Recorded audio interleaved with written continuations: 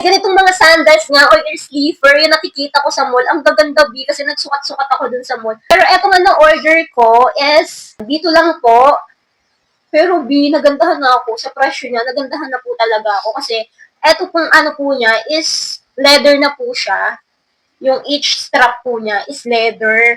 Tapos malambot po siya. So very comfy po siya kapag sinusuot. And ganito po yung detail ng back po niya.